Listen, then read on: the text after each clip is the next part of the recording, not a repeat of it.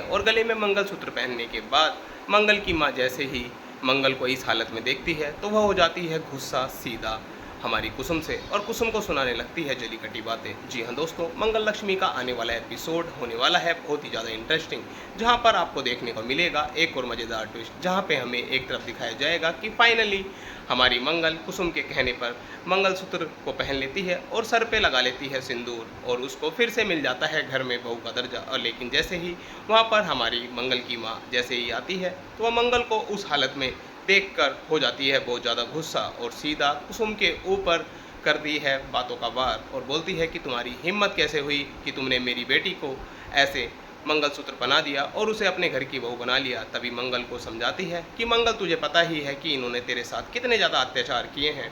इन्होंने तुझे अपने पैर की जूती के धूल के समान समझा है। जब इन्होंने तेरा मंगलसूत्र और तेरा सुहाग तुझसे छीन लिया था तब तो इनमें से किसी की आवाज़ नहीं निकली थी। जो तेरी ये सास है इसने ही तुझे घर से धुतकार कर यहाँ से निकाला था और आज देख ले कि ये ही तुझे मंगलसूत्र पहनाकर और तुझे सिंदूर लगाकर तुझे अपने घर की बहू का फिर से दर्जा दे रही है और मेरी बिल्कुल भी बस की नहीं है ये सब देखने की।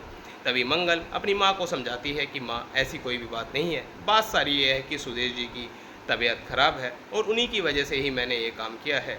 तभी उसकी माँ और ज़्यादा भड़क जाती है और बोलती है कि तुझे काहे की माँ और काहे का ससुर चाहिए, ये मुझे बता दे एक बार।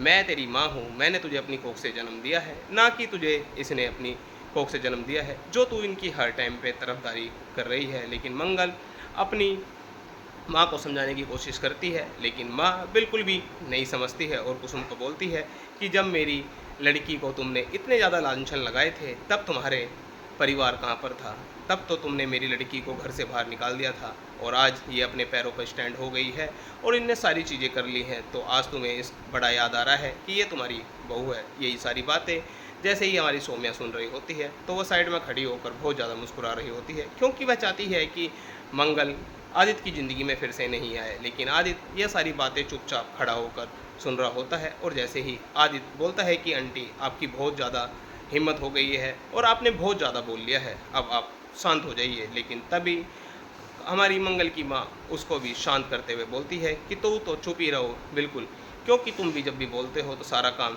बेकार ही होता है, क्योंकि तुम्हें आज तक मेरी लड़की की कभी कदर नहीं की और तुम्हारा गुस्सा तो तुम्हें पता ही है कैसा है।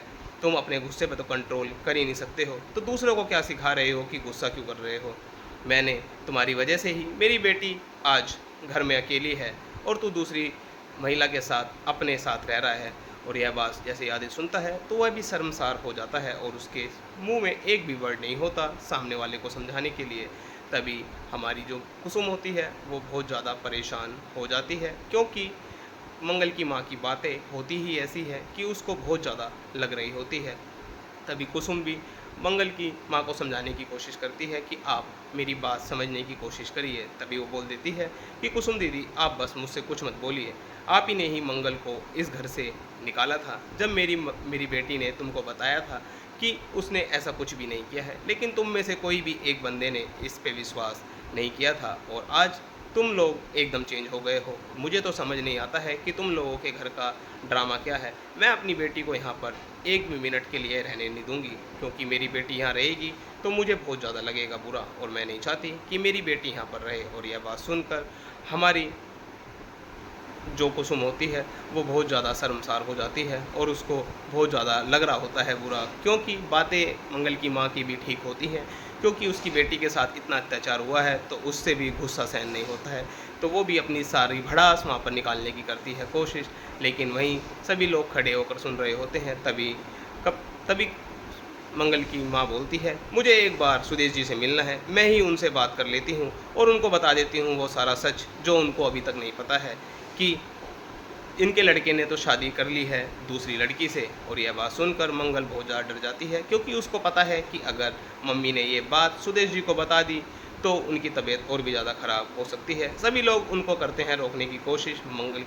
मंगल बताती है कि माँ, उनकी बहुत ज़्यादा तबीयत ख़राब है और इस तरह की बातें उनके लिए बिल्कुल अभी भी अच्छी नहीं है, आप प्लीज़ शांत हो जाइए और थोड़ा शांत रहने की कोशिश करिए। लेकिन वो बिल्कुल भी शांत होती हुई नज़र नहीं आती है और उसको लगता है बहुत ज़्यादा बुरा।